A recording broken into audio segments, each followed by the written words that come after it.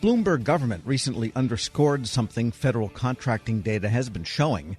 In the last 10 years, the number of small businesses doing business with the government has fallen by a third. Small companies staying in the market specialize in it.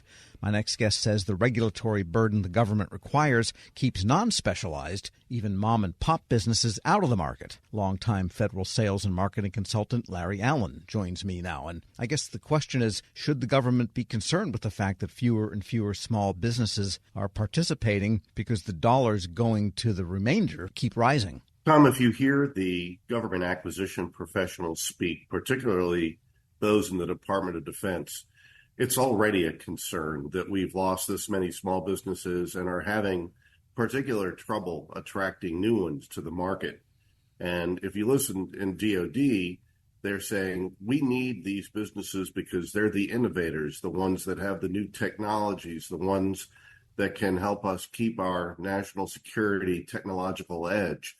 And they're just not there, at least not in the numbers that they used to be, or in the numbers that are deemed to be enough, whatever enough means. Otherwise, we wouldn't have the officials talking about it. But the bigger problem is that while the acquisition officials recognize this as an issue, no one else does. Policymakers and the legislators are busy putting new rules and requirements on the acquisition system. So when the headlines from the Hill read, hey, we want government to do more business with small businesses. No, you don't, because the next thing you do is turn around and pass bills that create more rules. And then the administrative function in government certainly hasn't been slacking in creating its own rules, Tom. And this is not a partisan issue either, and I don't want to paint it that way. This is an issue that you get when people try to do too much with the government's acquisition system other than efficient acquisition. Right. The rules stem from the worry, from two things. One, is there some larger societal good that is perceived by at least some officials to be served by these rules? And then there is also the fear that some tiny thing could possibly go wrong, and so there's a risk aversion that leads to more and more rules. I mean, I think those are the two big sources. Well, I think you're on the right track with that. We've all heard the statement, the perfect is the enemy of the good. And the fact is that that's really true in government acquisition today.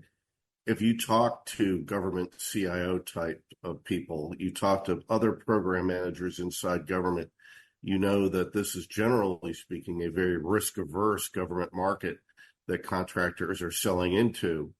And if you're risk averse, then you're going to be favoring the companies that you've used before, the acquisition methods that you've used before, and the technologies that have already been proven to work in the marketplace.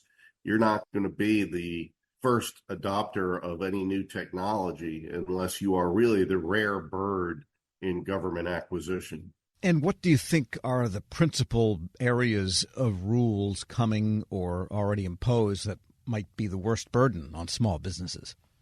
Well, Tom, I see two types of rules that are coming out, and there are a lot of them, but just to put them in two large categories, there's cyber-related rules, and, to a certain extent, that makes sense. You understand that the government wants to do business with cyber-secure companies and that, we can't have people hacking into systems that could jeopardize the government supply chain. On the second, though, we had a lot of what I call these social impact goals, greenhouse gas emissions, sustainable procurement. What do you want? Do you want an acquisition system that meets national security needs in a timely manner and can attract companies that help you keep your national security edge? Or do you want to be able to say, hey, we reduced greenhouse gas emissions by 0.00 whatever percent, because you're not going to really be able to have both. And even in the area of cybersecurity, while that's important, we know that the government has a tendency to overclassify things, and it's kind of the same thing with cybersecurity. Cybersecurity is a perceived good, regardless of what you're buying and who you're buying it from. I think a little bit more of a nuanced approach that's adaptable to the type of situation that a government agency is facing when they're actually making a buy. Not everything needs that high level of cybersecurity. You bet. We're speaking with Larry Allen, president of Allen Federal Business Partners, and you looked at what is cooking in the FAR Council, and it's quite a list. Tom, we're looking at about 16 pages of proposed and interim rules that the FAR Council is currently considering. That's a lot of regulatory addition. We're not really talking about subtracting any rules either. So when you're looking at this, this group of new requirements that are just going to raise the bar to market entry, you really got to scratch your head. Do we need each and every one of these rules? Do we need to take a look, rather, not just at what we're thinking about adding, but what we've already got? This is not pie in the sky, this will never happen things. Both you and I, Tom, have been around long enough to remember that the government's actually done this exercise before, and that there was a time when we actually not only didn't add new rules, but particularly for commercial item acquisition, we got rid of existing rules. That's the type of thing that I'm advocating for. All right, and switching gears here, and let's hope somebody's listening, because if you want those small businesses to participate, they have to have some incentive and not just simply a big compliance regime, fair to say. Well, right. I mean, so you've got to, I think the biggest thing that Congress can do to attract companies to the market is pass appropriations bills on time. And if you're going to be, because small businesses in particular are really dependent on cash flow. So if you're going to be in a position where you're trying to leverage small business technologies and innovative companies, the first thing you have to do is provide the money required to attract those businesses so that the agencies can put those projects into place.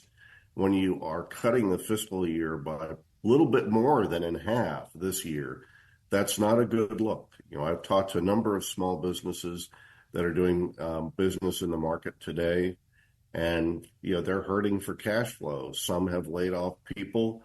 Some are looking for another round of investor funding to tide them over. This is what we're doing to our small businesses when we don't pass appropriations bills until the end of March. And sometimes small businesses enter into teaming agreements, and you're pointing out to people this week of a New York court decision upholding contractor teaming agreements. What is the case and what's the significance of it? Tom, I thought this was a really interesting case. A number of federal courts have held that contractor teaming agreements, which are what they say they are, they're agreements for companies to come together to pursue mutual business. Most federal district courts have held that those are agreements to agree and therefore are not enforceable as actual contracts. But we had the New York federal court come out recently and upheld the validity of a couple of teaming agreements based on their applicability to New York law. Federal court saying in New York, this teaming agreement is actually enforceable as a point of law. I think that's good news for contractors. Companies enter into teaming agreements oftentimes with the intent and belief that they really are contracts and more than agreements to agree. They are organizational compacts, if you will, to pursue specific pieces of business. And oftentimes people are successful in pursuing those pieces of business. So there really is more to a teaming agreement than just saying, hey, come around at 3:00 on Tuesday and we'll talk about this. And I think that's what the federal court held, and that's good news for contractors. Larry Allen is president of Allen Federal Business Partners. As always, thanks so much. Tom, thank you, and I wish your listeners happy selling. We'll post this interview at federalnewsnetwork.com/Federal Drive. Subscribe to the Federal Drive wherever you get your podcasts. Leadership today, especially within the federal workforce, is being tested more than ever before. As the Cybersecurity and Infrastructure Security Agency's Chief People Officer, Elizabeth Comstetter sees a focus on people as absolutely crucial to her leadership style. Comstetter joined Shane Canfield, WEPA CEO, to reflect on her years of experience leading in the federal human capital space. Hello, and welcome to the Lessons in Leadership podcast. I'm your host, Shane Canfield, CEO of WEPA. Today I'm joined by Dr. Elizabeth Comstetter, Chief People Officer at the Cybersecurity and Infrastructure Security Agency. Elizabeth, welcome. Thank you. Great to be here. In your current position at CISA, one of your responsibilities is ensuring a people-first culture. Explain what that is